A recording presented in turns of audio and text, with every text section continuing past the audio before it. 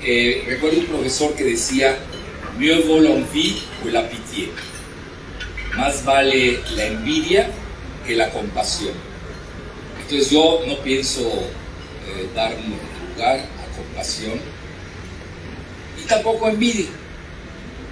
Pero sí les digo que yo tuve una infancia y adolescencia, lo voy a decir en términos muy suaves y benignos, complicados, muy complicados. Y a mí me salvaron, si es que podemos decir que algo lo salva algo a alguien. Me salvaron dos cosas: hacer deporte, y yo era muy bueno, lo tengo que reconocer, en dos rubros. Uno era el salto de obstáculos, sobre todo en 200 metros, que se requiere todo un performance ad hoc. Y en maratón, es decir, siempre me acostumbré a no ver en el plazo inmediato, y quizás nunca hubiera ganado una carrera de 100 metros, pero sí en el maratón me iba muy bien. Es decir, empezaba como todos, aglomerado, y al final pues sí me iba bien, creo que bueno. Entonces esas serían mis enseñanzas biográficas, me sirvieron toda la vida.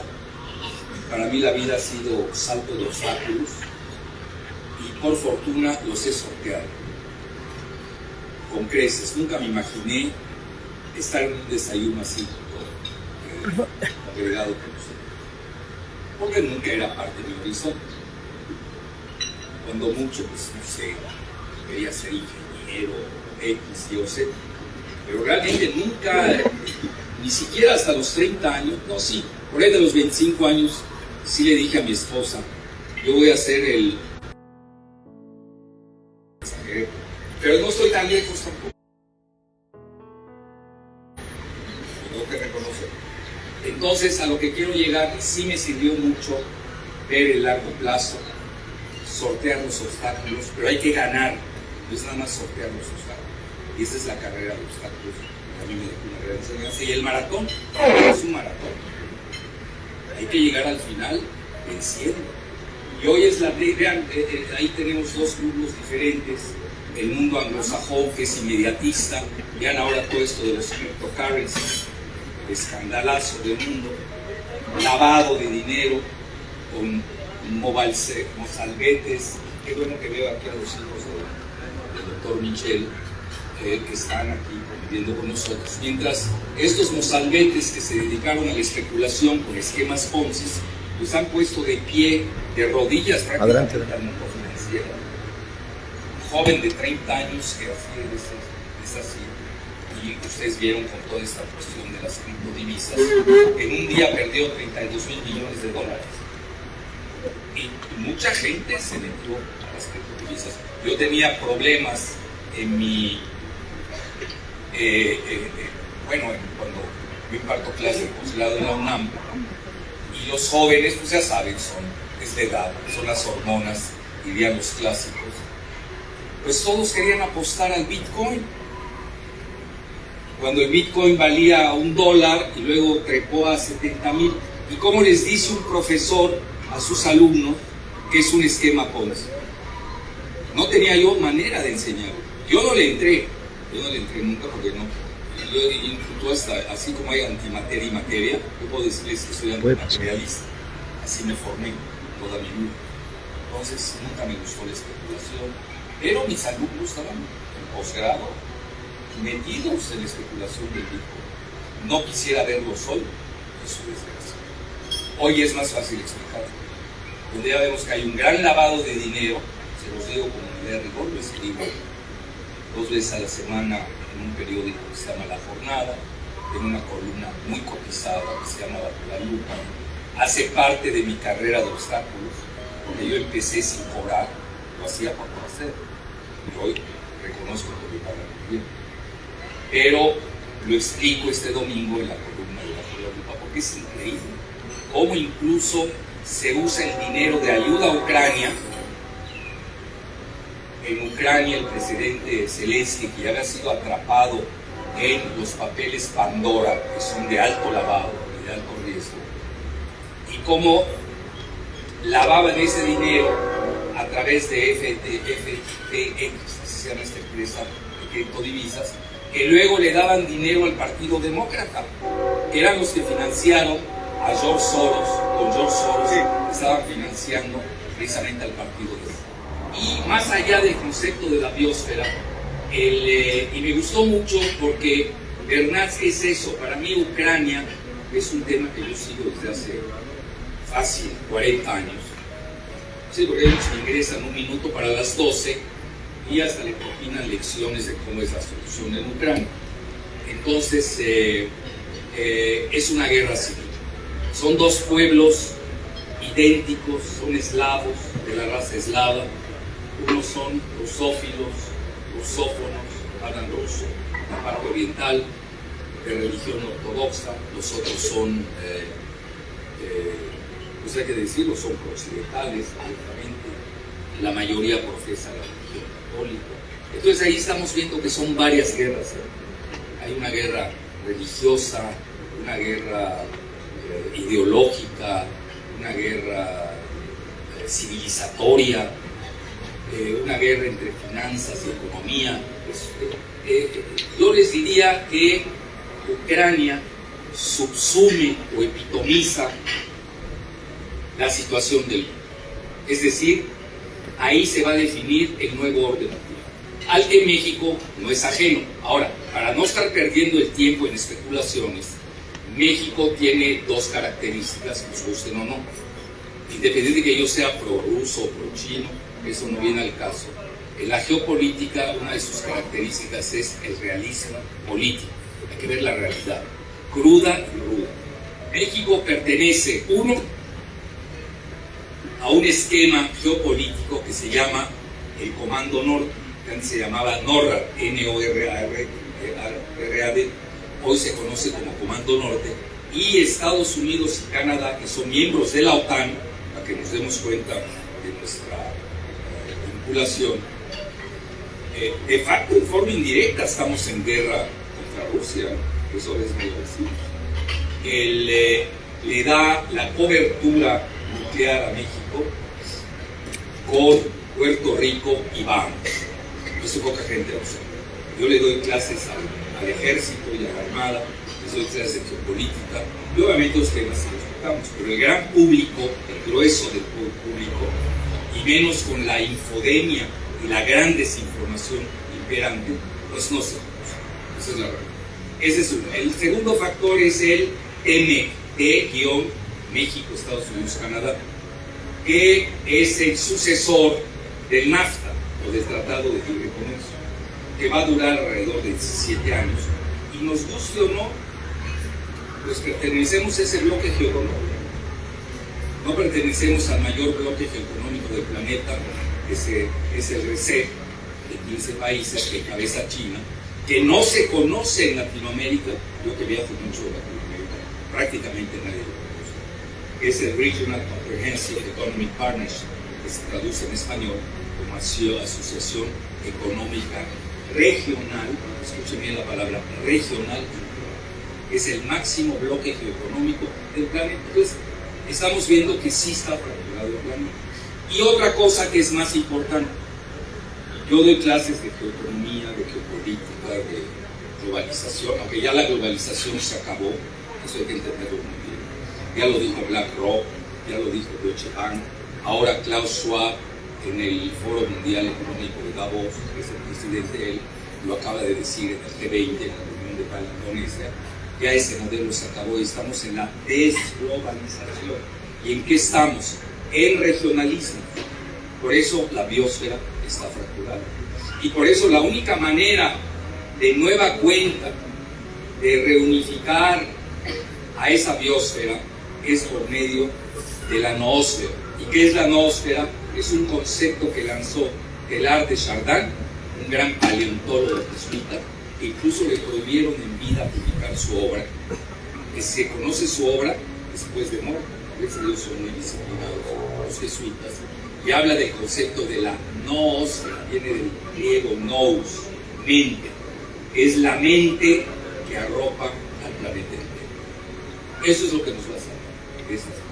Y ya por último, porque sí quiero hacer hincapié en lo de México, ¿cuál es nuestra correlación? Vean, de los 6 principales ingresos que tenemos, ya estoy por favor, que tenemos con Estados Unidos, de los 6 principales ingresos de México, 5 son dependientes con Estados Unidos. Eso es importante entender. Ahora, hago un paréntesis. No crean que nos fue muy bien en la firma del TME. Ahorita tenemos un problema de consulta que no se había interpretado. Y desgraciadamente en la Secretaría de Economía de México, pues teníamos antimexicanos. Por eso se da el cambio. Y ponen a esta estupenda funcionaria pública que es Raquel Buenrostro. Porque realmente era un entreguismo de litio, de prácticamente toda la agenda comercial de México. Hay 2 rubros que nosotros estudiamos mucho en la universidad, que son fundamental, es fundamental entender. Uno es el artículo 8, que es el único en el que interviene Andrés Manuel López Obrador, porque ya era el presidente electo, pero todavía no le habían puesto la barra presidencial, que es la cuestión de la soberanía del petróleo. Ahí se equivocan nuestros socios de Estados Unidos y de Canadá, porque ahí está escrito, cualquiera lo puede leer, son 1000 páginas, no tiene nada del otro. En el artículo 8 viene la soberanía energética del país. Es importante. Pero eso no lo manejan los medios. Incluso, vean, yo se los digo abiertamente, yo leo un medio mexicano y veo que es antimexicano. Favorecen más a la contraparte que al país mismo. ¿Alguien lo puede creer? Pues vean los periódicos. Vean. Y el artículo 13, que ese sí fue feroz. Ese fue terrible. Donde nos vapulean en el rubro tecnológico. Y sobre todo más ustedes en Zapopan, que ya yo incluso los he bautizado como el Tequila Valley, haciendo similitud con Silicon Valley. Ahí hay un artículo clásico del Financial Times. La misma Canadá protestó de la manera en la que habían vapuleado a Canadá. En México yo no escuché ninguna protesta al respecto, salvo de quien tienen ustedes ahora. Y que me ha valido, obviamente en la época de Videgaray y Peña, me valió tener 20 juicios. 20, no 1 ni 2 ni 3, de toda índole. Civil, penal, administrativo. A Dios gracias los gané todo. Pues sí, cambió el régimen, pues cambió mi suerte jurídica. Entonces, esto hay que entenderlo muy bien. El rubro tecnológico nos hicieron pedazos. Es decir, no hay manera, México no va a salir adelante si no invertimos en tecnología. Bueno, y ya para concluir, ahora los rubros que yo les decía en los que México se ha vuelto dependiente. Vean, yo soy muy realista, muy realista.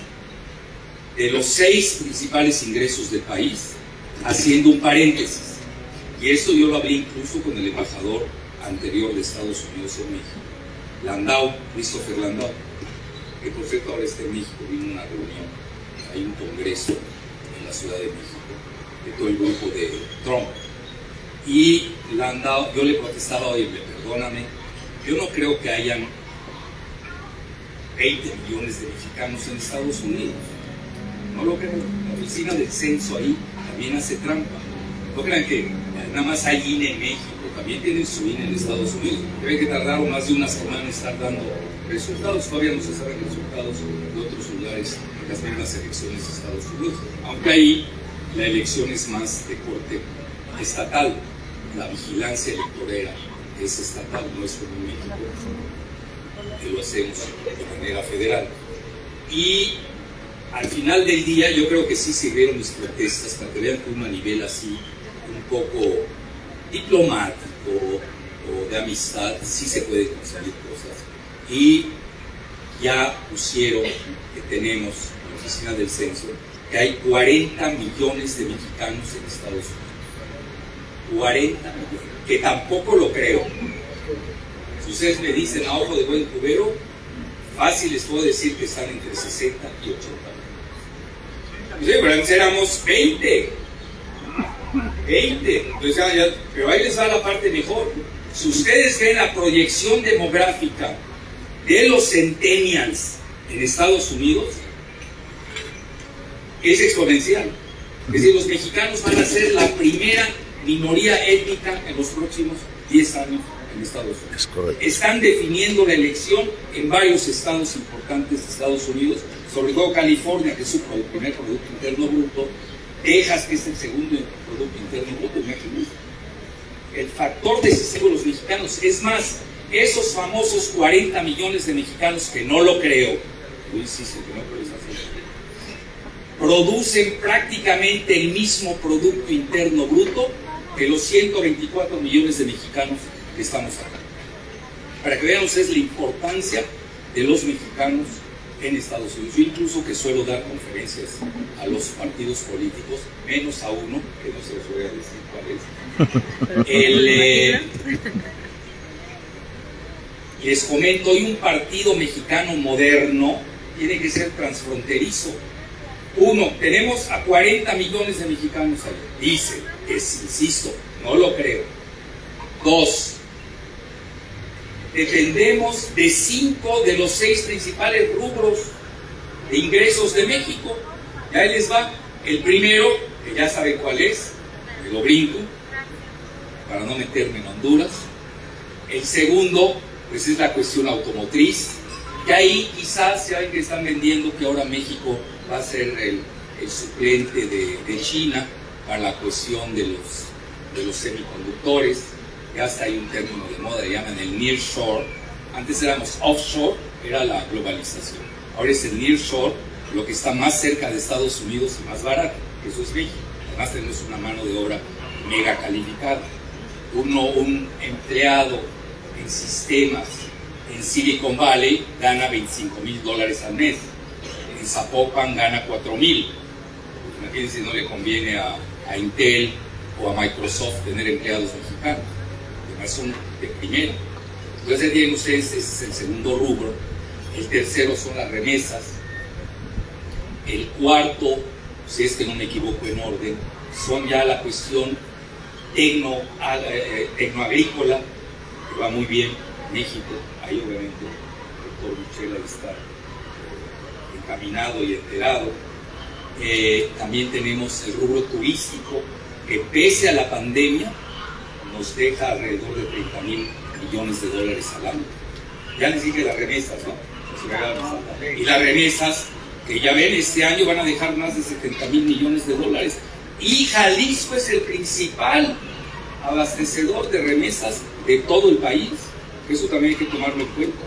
Con o sin tequila, eso es indiferente. Bueno, pues ya les dije que sí tenemos un gran futuro en el país. Estamos en medio de esta biosfera, pero más que nada yo a lo que conmino es que no dejemos de pensar en la noósfera, que es la capa de unidad mental de todo este planeta. Muchas gracias. Eso es más realmente lo brillante que nos faltaba.